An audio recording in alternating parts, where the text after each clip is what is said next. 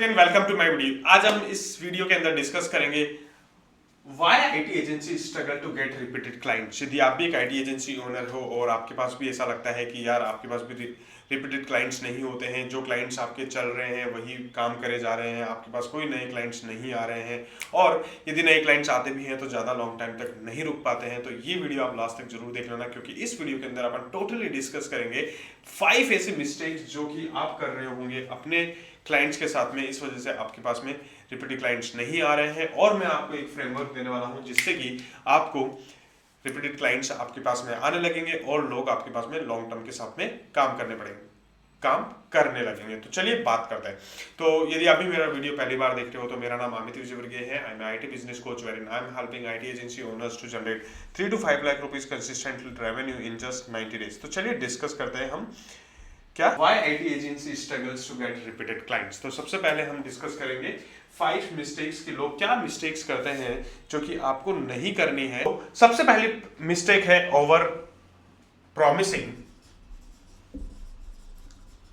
Promising and under delivering. Okay, तो आप क्या करते होंगे, सबसे पहली चीज तो आप अपने क्लाइंट्स को ओवर प्रॉमिसिंग करते होंगे और आप अंडर डिलीवरिंग करते होंगे, क्योंकि जब आपने बिग प्रॉमिसेस कर दिए, बहुत बड़े प्रॉमिसेस कर दिए और आप उसको डिलीवर नहीं कर पा रहे हो, तो इसका मतलब कहीं ना कहीं आप अंडर डिलीवर कर रहे हो। तो ये आपकी एक सबसे बड़ी प्रॉब्लम है और ये आप कर रहे होंगे, क्योंकि मैं खुद भी आईटी एजेंसी में काम कर चुका हूं और मैंने खुद में भी आईटी एजेंसी चला चुका हूं, तो इसलिए मुझे पता है कि हम लोग क्या करते हैं, क्लाइंट को लेने के लिए हम ओवर प्रॉमिसिंग कर देते हैं, ये भी कर देंगे, ये भी कर देंगे, ये भी कर देंगे, और फिर उसके बाद में हम क्या है, हमारी टीम हम उसको डिलीवर नहीं कर पाती और हमारी जो क्लाइंट के एक्सपेक्टेशंस है वो मैच नहीं कर पाती। इस वजह से क्या होता है, हमारे साथ में ये प्रॉब्लम होती है।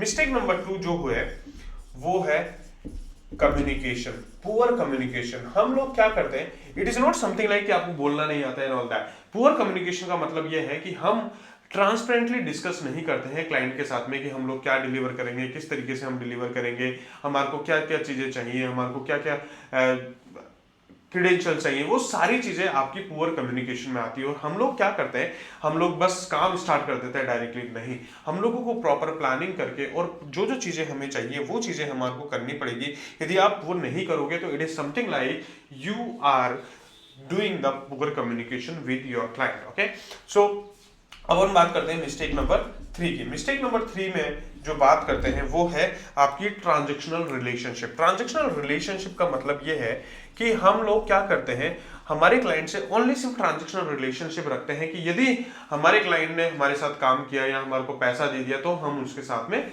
रिलेशनशिप रखेंगे। और हम एज ए वेंडर काम करते हैं कि यार चलो ठीक है, वेंडर एज ए वेंडर हम लोग काम करते हैं, हम आपकी वेबसाइट डेवलप कर देंगे, हम आपकी मोबाइल ऐप बना देंगे, ये कर देंगे, वो कर देंगे, all that something like we work like a vendor. But guys, if you work like a vendor, it is replaceable, right? But if you work like a partner, it is not replaceable, right? So we have to start working like a partner and we have to focus more on results कि यार हमें हमारे clients को क्या results देने हैं, ताकि हम एज ए पार्टनर काम करें और हमें लगे कि नहीं यार, और कि हम वाकई में एक बिजनेस चला रहे हैं जो कि हमारे क्लाइंट का है, राइट? तो इस तरीके से हमारे को चीजें ध्यान रखनी पड़ेगी। यदि हम ये नहीं कर रहे हैं तो हमारे को ये करना स्टार्ट करना पड़ेगा। नेक्स्ट मिस्टेक नंबर 4 की हम बात करते हैं। मिस्टेक नंबर 4 के अंदर जो आती है वो होती है वीक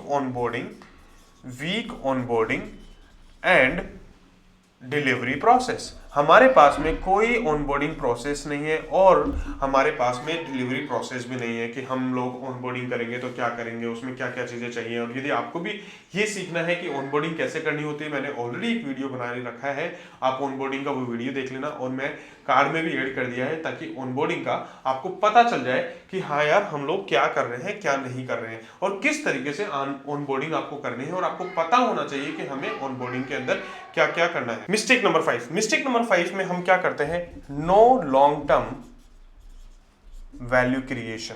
ओके, हम हमारे क्लाइंट के लिए क्या करते हैं, कोई लॉन्ग टर्म की वैल्यू क्रिएशन नहीं करते हैं और हमें लगता है कि बस जितना हमने काम किया है वही हम दे देते हैं एंड दैट्स ऑल। नहीं, आपको लॉन्ग टर्म की कोई ना कोई ऐसी वैल्यू क्रिएशन करनी पड़ेगी जिससे कि आपके पास में क्लाइंट रेगुलरली आए और आपको कुछ ना कुछ ऐसी ऑफरिंग देनी पड़ेगी।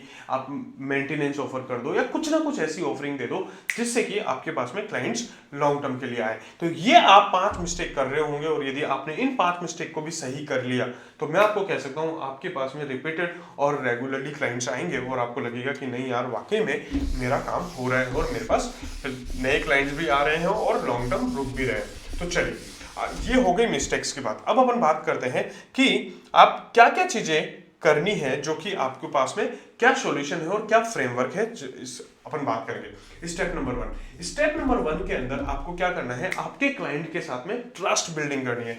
आपके पास में ऐसी ट्रस्ट बिल्डिंग होनी चाहिए कि यदि आप क्लाइंट को बोलो कि आपके बिजनेस के लिए आपको ये करना पड़ेगा, मीन्स ये करना पड़ेगा, राइट। तो आपको क्या करना पड़ेगा कि आपके क्लाइंट के साथ में ट्रस्ट बिल्डिंग करनी पड़ेगी और आपके क्लाइंट से रेगुलरली आपको ये बिलीव कराना पड़ेगा कि your business is my business, right. क्योंकि जब तक आप ये बिलीव नहीं कराओगे ना कि यार ये मेरा बिजनेस है और ये आपके साथ में लगूंगा मैं और आपके साथ में काम करूंगा, नहीं, इसको ग्रो करना मेरी भी जिम्मेदारी है, तब तक क्लाइंट्स आपके पास में नहीं आएंगे, राइट। क्योंकि क्लाइंट आएंगे और जब जैसे ही कोई बंदा आ जाएगा या कोई और टीम आ जाएगी या और कोई वेंडर आ जाएगा, वो आपके पास से चले जाएंगे। लेकिन यदि आपने ट्रस्ट बिल्ड कर दिया फिर आपके पास में नहीं जाने वाले। क्योंकि क्लाइंट्स को क्या चाहिए, लोगों, आप खुद सोचो आपको क्या चाहिए। आपको एक ऐसा बंदा चाहिए जो कि आपके बिजनेस के अंदर लग के काम कर सके, राइट। अब आप भी किसी सामने वाले के बिजनेस के अंदर लग के काम करोगे तो क्या होगा, वो नहीं छोड़ने वाले, राइट। तो आपको ये चीज ध्यान रखनी है। स्टेप